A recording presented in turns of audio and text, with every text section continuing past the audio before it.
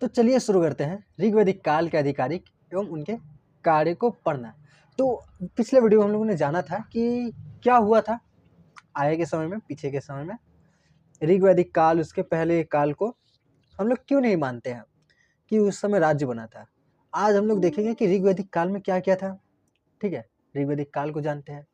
तो ऋग्वैदिक काल के अधिकारी एवं उनके कार्य के बारे में जानते हैं। क्या दिया है, ऋग्वेद में करों का संग्रह करने वाले किसी विशेष अधिकारी का उल्लेख भी नहीं मिलता। यद्यपि कर संग्रह राज्य का महत्वपूर्ण कार्य माना जाता है। संक्षेप में संभवतः ऋग्वेद समाज को कर प्रणाली का ज्ञान नहीं था।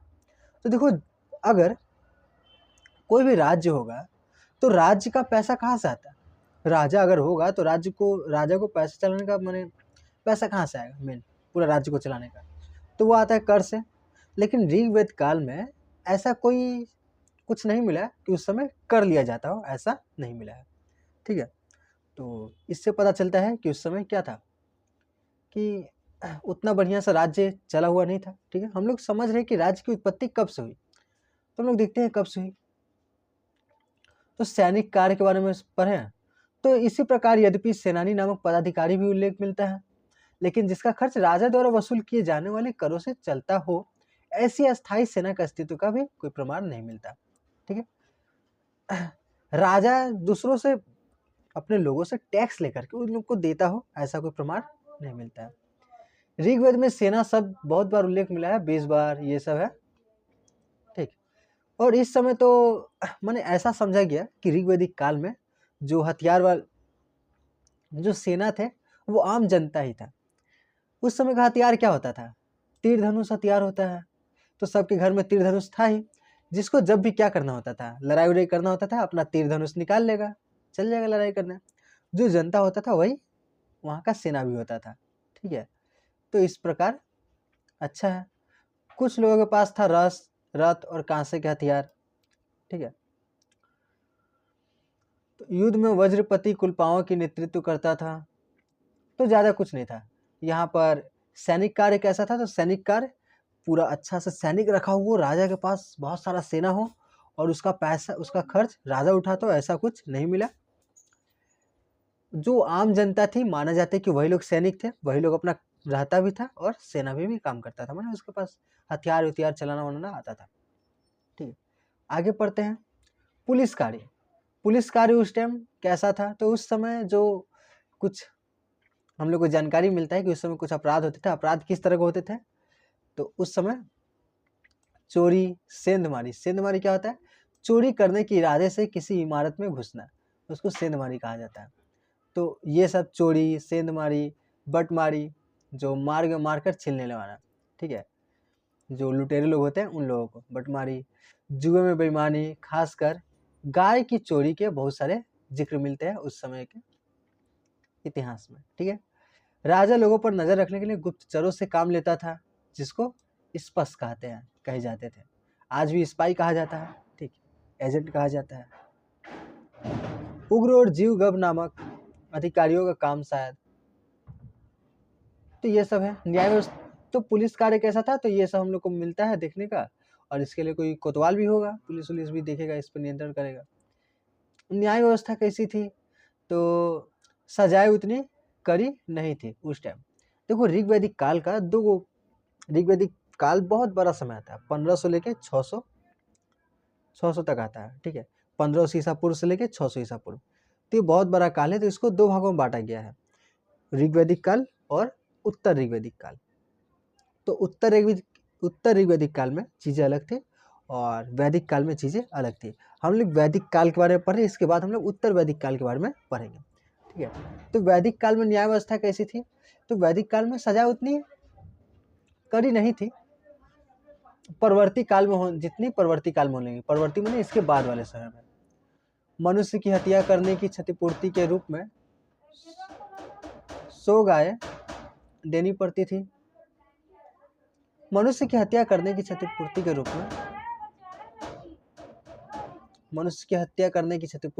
में 100 गाय देनी पड़ती थी। तो ये उस समय का सजा था। किसी मनुष्य का हत्या कर दिया तो 100 गाय देना पड़ेगा। चोरी के मामलों में दिए जाने वाले दंड में भी जिसकी क्षति होती थी उस व्यक्ति को संतुष्ट करने के सिद्धांत से काम लिया जाता था कि जिसका चोरी हुआ उसको वो जो बोलेगा वो करना होगा। वेदोत्तर काल में चोरी की सजा के तौर पर मृत्युदंड तक दिया जाता था। तो ये कब हुआ? उत्तर वैदिक काल में।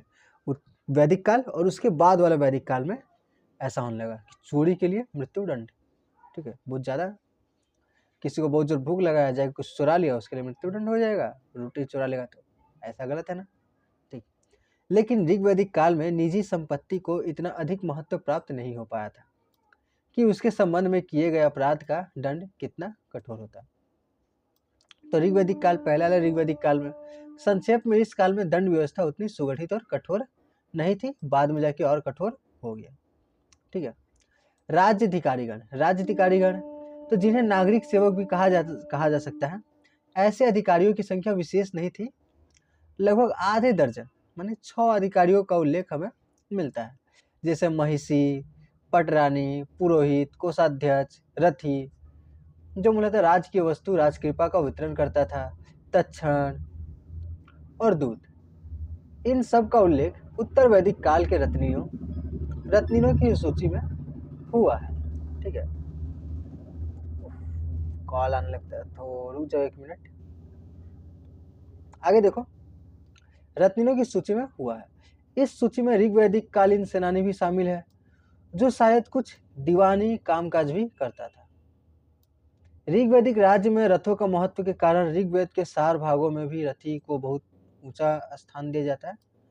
तो जिनके पास रथ होता था वो लोग ऊंचे खानदान के थे, जैसे कि आज के समय में जिसके पास कार है उसको ऊंचा माना जाता है, वैसे उस समय रथ होता था।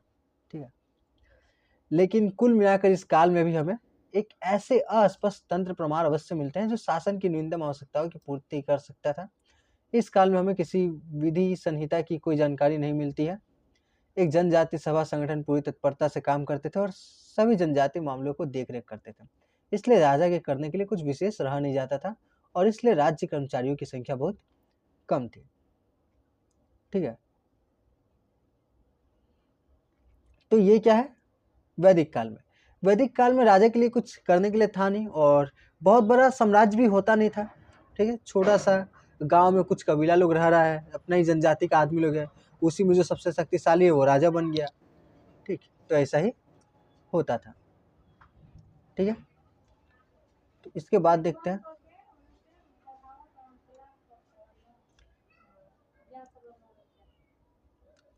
अतः ऋग्वेद के अध्ययन से जिस राजनीतिक संगठन का आभास मिलता है वह इतना विकसित नहीं जान पड़ता है कि उसे राज्य कहा जा सके। ठीक है, तो इस समय को राज्य नहीं कहा जा सकता है। ठीक है, आगे देखते हैं। अधिक से अधिक उसे जनजातीय सरदारी अर्थात अर्ध राज्य माना जा सकता है, जिसका स्वरूप मुख्यतः सैनिक था, जो राजत्व की गरिमा से विहीन था, जिसका कोई सुदृढ़ क्षेत्र आधार नहीं था। तो ये सब उसका क्या है? ये सब निष्कर्ष है, तो ये सब निष्कर्ष देख लीजिएगा। ठीक है, अब उत्तर वैदिक काल में हम लोग आते हैं। उत्तर वैदिक काल का कैसा स्वरूप है? तो वीडियो थोड़ा बोरिंग लग रहा होगा, कहिए मन ही नहीं है, तो थोड़ा आज इतना एनर्जी नहीं फील हो रहा है, मूड वूड ठीक नहीं है। देखो, उत्तर वैदिक काल के समाज का भौतिक आधार ऋग वैदिक समाज के भौतिक आधार से कुछ दृष्टियों में सर्वथा भिन्न था। उत्तर वैदिक काल में छोटे छोटे समुदायों के आपस में मिलने से बड़ी बड़ी इकाइयां बन गई थी। तो जैसे कि समय जैसे बढ़ता जाता है वैसे ही तो लोग भी बढ़ेंगे। तो पहले कम लोग थे, अब क्या है, ज़्यादा लोग हो गए हैं। ठीक है, पहले बहुत सारा बदलाव हुआ है। ऋग वैदिक काल अच्छा था और उत्तर वैदिक काल खराब, उतना अच्छा नहीं था। ऋग वैदिक काल के कृवि तथा पुरु लोगों के आपस में मिल जाने से कुरु जन साम्राज्य जन का निर्माण हुआ। यह जन आगे चलकर पांचालों से मिल गया। इन दोनों ने मिलकर समस्त पश्चिमी उत्तर प्रदेश पर कब्जा कर लिया। इस काल में शासकों को अनिश्चित भेंट या उपहार पर निर्भर नहीं रहना पड़ता था, बल्कि शायद उन्हें अपनी प्रजा से कृषि उत्पादन का एक निश्चित अंश प्राप्त होता था। नियमित आय होने से वे बहुत सारे पुरोहितों को राज्य की सेवा में लगा सकते थे। तब पैसा भी ज्यादातर आने लगता था, तो पुरोहित लोग भी आ गया था। अब देखो, हम लोग देखते हैं कि इस समय का परिवार कैसा था। इस समय का परिवार में सबसे ज्यादा चलता था पिता का, तो इसलिए इसे पितृसत्तात्मक परिवार कहा जाता है। उत्तर वैदिक काल में परिवार अधिकाधिक पितृसत्तात्मक होता चला गया और विवाह पर पितृपक्ष से गोत्र प्रबद्ध लगने लगे। अब शादी के लिए कास्ट भी देखा जाने लगा, पहले नहीं देखा जाता था, अब कास्ट भी देखा जाने लगा, किस कास्ट का है। ठीक, तो कास्ट सिस्टम क्यों बना होगा? जो अमीर है, छोड़ो इसके बारे में बात किया जाएगा बाद में। मात्र अधिकार की नींव उत्तरोत्तर कमजोर पड़ती चली गई। जो माता थी, माता का जो सम्मान था वो थोड़ा कम होता चला गया। पिता डोमिनेंट होता चला गया, प्रभावी, और माता अप्रभावी होती चली गई। ठीक है। राजा में बहुपत्नीवाद का चलन आरंभ हुआ। राजाएं लोग हर साल नया विवाह करते थे। एक नए पारिवारिक संबंधों का प्रभाव सार्वजनिक संस्थाओं तथा राज्य के अंगों के गठन में देखा जा सकता है। ठीक है। तो उस समय का परिवार कैसा हो गया था? पितृ सत्तात्मक। ठीक है, पापा का बात सबकी मानेगा। ठीक है, पापा इज द किंग। राजत्व स्वरूप में बदलाव क्या आया था? तो इस काल में राजत्व का स्वरूप बदल गया। उत्तर वैदिक साहित्य में वर्णित कर्म कांडों से राजत्व के जनजातीय तथा प्रादेशिक पहलुओं के अंतर्गत की स्पष्ट प्रतिनिधित्व मिलती है। इतना ऐसा हिंदी लिखता है कि लोग मान लो आप लोग को चैलेंज दे रहा है कि समझ सको तो समझाओ, समझ लो। आप लोग को चैलेंज कर रहा है, समझ सको तो समझाओ, और आप लोग चैलेंज एक्सेप्ट ही नहीं करते हैं। नहीं समझ में आ रहा तो नहीं पढ़ेंगे। तो ये किताब से लेके छाप दिया है, इतना मुश्किल काहे करता है लोग, नहीं पता आप लोग को? क्या पता है, इतिहासकार समझ लिया है। प्रदेश को परिवर्तनशील माना जाता था और इसलिए राजा को देवी देवताओं के समक्ष उसके अपने नाम, माता पिता के नाम तथा गोत्र के नाम से प्रस्तुत किया जाता था। रथ, धावन, गोहनर तथा द्यूत की रस जैसे अनुष्ठानों का उद्देश्य अपने गोत्र जनों की तुलना में राजा की श्रेष्ठता दिखाना है। राजा की अध्यक्षता में काम करने वाली पंचालों की परिषद का नाम किसी प्रदेश के नाम पर नहीं बल्कि उस जन के नाम पर रखा जाता है। लेकिन प्रादेशिक तत्व की जोर क्रम से बढ़ता गया। अर्थर वेद की निर्वाचन गान में ऐसी कामना की गई कि राष्ट्र या प्रदेश राजा के अधिकार में रहे और वरुण तथा देव, बृहस्पति, इंद्र, अग्नि। तो ये लोग मेन मतलब कि किया क्या चाहिए कि पुरोहित लोग को पैसा कौन देता था? राजा लोग पैसा देता था। तो पुरोहित लोग ऐसा, और पुरोहित लोग का बात सबको मानेगा, कहे कि भगवान से बात कौन कराता है? मेन सत्ता किसका है? भगवान का। भगवान पूरा दुनिया चला रहा है। ठीक है, आम आदमी क्या मानेगा? भगवान चला रहा है। और भगवान से बात किसका होता है? पुरोहित लोग का, पंडित लोग का। पंडित लोग क्या बोला? पंडित लोग को पैसा कौन दे रहा है? राजा दे रहा है। तो पंडित लोग क्या बोला सब जनता लोग को कि भगवान कौन है? राजा है। भगवान राजा है, राजा का बात सुनो, राजा का सेवा करो। राजा का सेवा करना ही तुम्हारा कर्म है। तुम लोग का जन्म ही इसलिए हुआ है ताकि तुम राजा का सेवा कर सको। तो पुरोहित लोग को पैसा देता था राजा, इसलिए राजा का ही लोग भी मदद करता था। तो यही सब बात है। हिंदी में हम लोग बहुत सारा कविता ही पढ़े हैं। वो पंडित लोग क्या करता है, 2 कविता पढ़े हैं हम लोग बढ़िया बढ़िया, एक निराला जी का और उसका भी है। क्षेत्र दोनों एक ही अर्थ के बोधक होते जा रहे थे। उसी संहिता में कहा गया, राष्ट्र को नहीं, सबसे बाद के वैदिक ग्रंथों को देखने से भी राजत्व के प्रादेशिक स्वरूप में कोई संदेह नहीं रहा जाता। उदाहरण स्वरूप एक राज का अर्थ ऐसे राज्य से लगाया जाता था जिसका अर्थ एक समुद्र से दूसरे समुद्र तक फैला। शतपथ ब्राह्मण में राजा को राष्ट्रभूत कहा गया है। ये सब लिखा हुआ है। देखो इसी समय पे आ गया था 4 गो धर्म। ठीक है, राजा को ब्राह्मण का रक्षक और साधारण लोगों का भक्षक कहा जाता था। तो राजा खाली ब्राह्मण लोगों की रक्षा करता था। उस समय ही समाज में क्या आ गया था? 4 तरह के वर्ण आ गए थे, ब्राह्मण, क्षत्रिय, वैश्य, शूद्र। तो हम लोग को आमतौर पर पता है कि जो क्षत्रिय होते हैं वही क्या होते थे? राजा होते थे। ठीक, राजा सैनिक लोग कौन बनेगा? क्षत्रिय लोग। और जो लोग ब्राह्मण था, पढ़ा लिखा था, ये लोग ही नियम कानून बनाता था। जो लोग व्यापार करता था, वैश्य लोग, जिसके पास इतना दिमाग नहीं है, जो छोटा से छोटा बात भी नहीं समझ पाता है, जो इतिहास का क्लास भी नहीं समझ पाता है, साइंस मैथ कुछ समझ नहीं पाता, उन लोग को शूद्र कहा जाता है।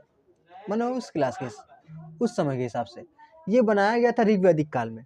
अब हम लोग पढ़ रहे उत्तर वैदिक काल। ऋग्वैदिक काल में क्या था कि बाद में बनाया गया था, स्टार्टिंग में नहीं दिखता, बाद में दिखता है कि वो लोग समाज अभी बनाने निर्माण ही कर रहा है। तो बहुत अच्छा व्यवस्था निकाला था कि जिसका जिस तरह का गुण है उस गुण में उसको डाला जाए। कैटेगराइज करने का वो लोग अच्छा सा फॉर्मूला निकाला था कि जो पढ़ने में तेज है वो ब्राह्मण बनेगा, जो जिसको लड़ाई करना अच्छा होता है वो क्षत्रिय बनेगा, जिसको बिजनेस करना है वो वैश्य बनेगा, और जिसको जो नहीं कर पा रहा है कुछ, वो इन लोग की सेवा करेगा। बहुत अच्छा कैटेगराइज किया गया था। लेकिन उत्तर वैदिक काल में आते आते ये जो समाज का व्यवस्था है बहुत खराब हो गया, जन्म के आधार पे हो गया। पहले क्या होता था कि योग्यता के आधार पे आप लोग को दिया जाएगा ब्राह्मण, क्षत्रिय, वैश्य या शूद्र। उसके बाद क्या हो गया, ये जन्म के आधार पर हो गया कि आप शूद्र के बेटे हैं तो शूद्र ही कहलाएंगे, वैश्य के बेटे हैं तो वैश्य ही कहलाएंगे। हालांकि ये व्यवस्था भी क्यों रखा गया था, क्या कि तुम बिजनेसमैन का बेटा है, ठीक है, वैश्य का बेटा है बिजनेसमैन, तो बिजनेसमैन का बेटा बचपन से ही क्या देख रहा है, बिजनेस देखते आ रहा है, तो वो बिजनेस बचपन से ही सीख रहा है, तो जब ये बिजनेस करेगा तो और अच्छा करेगा। ठीक, इसी कारण से ये व्यवस्था भी लाया गया था कि क्षत्रिय का कोई बेटा है तो अगर ये बचपन से ही अपने पापा को देखते आ रहा है कि लड़ाई कर रहे हैं, कैसे लड़ाई कर रहे हैं, सीख रहे हैं, बचपन में ट्रेनिंग शुरू होता है, जब वो बाद में क्षत्रिय बनेगा तो वो और अच्छा बनेगा। तो ब्राह्मण, क्षत्रिय, वैश्य के लिए तो सही है, सबसे खराब भुगतना पड़ा शूद्र को, जिसके पास बहुत अच्छा योग्यता होता था लड़ने का भी, लेकिन उसको लड़ने नहीं दिया जाएगा। जिसको बहुत तेज दिमाग है, पढ़ सकता है, बहुत तेज पढ़ सकता है, लेकिन उसको पढ़ने नहीं दिया जाता था क्योंकि वो एक शूद्र का बेटा है। तो ये हुआ था कब, उत्तर वैदिक काल में। उत्तर वैदिक काल में ही राजा का जो पद हो गया वो वंशानुगत हो गया कि राजा का बेटा ही क्या बनेगा, राजा बनेगा। देखो यहाँ पे राजा का बेटा राजा बनेगा, इसको कोई चिंता नहीं है, कहीं कि राजा बनेगा, योग्यता हो ना हो, दिमाग हो ना हो। अकबर को पढ़ने नहीं आता था, ठीक, राजा था, बहुत महान राजा था, ठीक है, दिमाग तेज था उसका। तो इसी समय में क्या हो गया, राजा का पद वंशानुगत हो गया, ठीक है। और जो बोले कि ये जो पुरोहित लोग था, पंडित लोग था, पंडित लोग को पैसा कौन दे रहा, राजा, तो पंडित लोग राजा को क्या बना दिया, भगवान, कि राजा ही क्या है, भगवान है। तो इसलिए राजा का पद क्या हो गया, दैविक हो गया। इस काल में एक और नई बात यह हुई कि राजा को दैवी तत्व से युक्त किया जाने लगा। इस तरह का कोई साक्ष्य ऋग्वेद में शायद ही कहीं मिले, लेकिन उत्तर वैदिक काल के अभिषेक संस्कारों में विभिन्न देवताओं का आह्वान किया गया कि राजा को अपने अपने गुणों से संपन्न करें। एक दो स्थलों पर राजा को देवता के स्वरूप में भी प्रस्तुत किया गया, ठीक है। तो ये राजा को भगवान की तरह माना जाता था, भगवान को बुलाया जाता था कि वो राजा को क्या दे, शक्ति दे। दान व कर प्रणाली का विकास हुआ। उत्तर वैदिक राज्य व्यवस्था का एक उल्लेखनीय पहलू राज्य के दो अंगों अर्थात कर प्रणाली और अधिकार तंत्र का विकास है। तो इस समय क्या हो गया था, कर प्रणाली आ गया था और अधिकार तंत्र आ गया था। अस्थायी कृषि तथा प्रादेशिक शासन के आरंभ के परिणाम स्वरूप स्पष्ट ही राज्य को उपज की काफी बड़ा अतिरिक्त हिस्सा कर के रूप में सुलभ होने लगा था। तो पैसा तो था नहीं, तो कर के रूप में क्या देना पड़ता था, अनाज देना पड़ता था कि आपके पास 100 केजी अनाज है तो आप लोग को 80 केजी, वही 30-40 केजी राजा को देना होगा, ताकि वो आप लोग का देखभाल करेगा, बदले में आप लोग की देखभाल करेगा।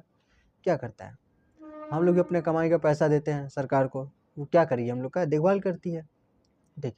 राजा के लिए प्रयुक्त विषमता अर्थात जनसाधारण का भक्षक शब्द से प्रकट होता था। तो हाँ, राजा को जनसाधारण का भक्षक भी कहा जाता था, क्योंकि राजा क्या है, पुरोहित लोग को ही बात सुनता था, ठीक, राजा प्रजा की सेवा नहीं करता था, ठीक है। राज अधिकारी गणों की संख्या में वृद्धि।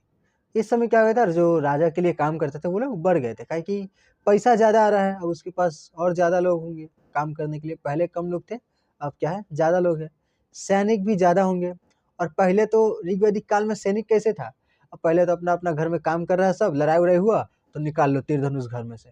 अब क्या हुआ, अब खाली सेना, अब ये सब अलग से सेना बन गया, ठीक है, ये लोग का काम ही है लड़ाई करना, अलग से सेना बन गया, अस्थायी सेना बन गया है, ठीक। उत्तर वैदिक काल के अधिकतर भाग में सेनानी कोई छोटा अधिकारी ही प्रतीत होता है।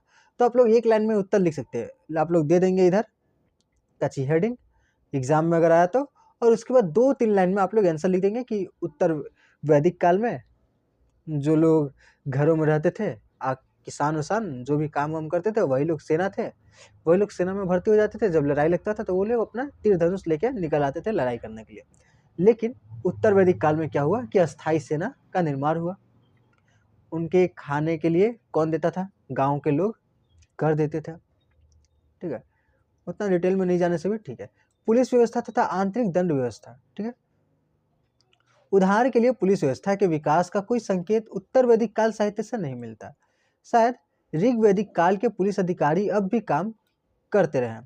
ब्राह्मणों को देश के निष्कासित करने, वैश्यों को निरस्त करने और शूद्रों को पीटने का राजा का दावा किसी दंड संगठन के बिना चरितार्थ नहीं हो सकता था। कुछ विद्वानों का विचार है कि रथपति तथा सतपति के उल्लेखों से नियमित प्रांतीय शासन प्रणाली के आरंभ का संकेत मिलता है, लेकिन रत्मिनी सूची में न इन अधिकारियों का कोई जिक्र है और न अधिकृत का, जिसे राजा नियुक्त ग्रामीणकारी माना गया। तो पुलिस व्यवस्था या आंतरिक दंड व्यवस्था कैसी थी? तो कोई हो, माने ऐसा कहा जाता है कि कोई तो है जो कि सजा देता था। किसको सजा देता था? ये जो लोग वो थे, शूद्र थे, जो लोग गलत काम करते थे, तो दंड प्रणाली तो था, लेकिन विकास नहीं देखा गया। पहले ही वाला ही देखा गया कि जैसा ऋग वैदिक काल में था वैसा ही दंड प्रणाली यहाँ पर भी था। सभा समिति के स्वरूप में बदलाव। प्रादेशिक राज्यों के उदय के फलस्वरूप लोक संस्थाओं के लिए पहले की तरह काम करना कठिन हो गया। राज्य के विभिन्न भागों के लिए लोगों के लिए एक स्थान पर आकर मिलना असुविधाजनक हो गया होगा। जिन लोगों के लिए शक्य था, जो राजधानी में रहते थे, वो आसानी से एकत्र हो सकते थे। शासकों के सामने अवैदिक लोगों को स्थान देने की समस्या थी। इन सब बातों के फलस्वरूप सभा तथा समिति पर अभिजात्य का रंग चढ़ गया। अब ये संस्थाएं विशुद्ध रूप से पितृसत्तात्मक बन गई, क्योंकि इन बैठकों में स्त्रियों को स्थान देने का चलन मिट गया। तो इस समय जो सभा समिति होता था, इसमें स्त्रियों को बैठना नहीं दिया जाता था, पितृ लड़के लोग ही बैठते थे। लोकप्रिय संस्थाओं के कुछ काम नए राज्याधिकारियों के हाथों में चले गए और उनके आकार तथा दायित्व दोनों में भी कमी आ गई। संक्षेप में, राजा की शक्ति और अधिकार प्रशासनिक ढांचे की दृष्टि से ऋग वैदिक राज्य व्यवस्था की तुलना में उत्तर वैदिक राज्य व्यवस्था ने काफी विकास किया। तो राजा के बहुत सारे अंग हो गए, वो लोग अब राजा के कुछ कुछ काम कर दिया करते थे। राजा के पास अब उतना ज्यादा काम नहीं रहा करने के लिए। ठीक है, तो इस समय हो गया था। तो यही सब था वे जो ऋग वैदिक उत्तर वैदिक काल में क्या क्या बदलाव हम लोग को देखने को मिला। ठीक है, इसके बाद का ये जो है ये हम बताएंगे नेक्स्ट वीडियो में। ये सब पीडीएफ अभी तैयार किया हुआ नहीं है, पीडीएफ तैयार करेंगे तो बताएंगे। ठीक है, तब तक के लिए आप लोग पढ़ते रहिए, किताब खरीद लीजिएगा जरूर जरूर। किताब के बिना पढ़ाई कैसे होगी? और देखिए क्या ये लोग अगला सेमेस्टर 3 किताब में आसान भाषा दिया है कि नहीं। किताब पढ़ने का मन ही नहीं करेगा, आसान भाषा में नहीं देगा तो समझ में नहीं आएगा तो कैसे पढ़ेगा वो इंसान। ठीक है, तो ठीक है, मिलते हैं नेक्स्ट वीडियो में। कल ही मिल जाएगी ज्योग्राफी की वीडियो। ठीक है, टाटा, बाय बाय।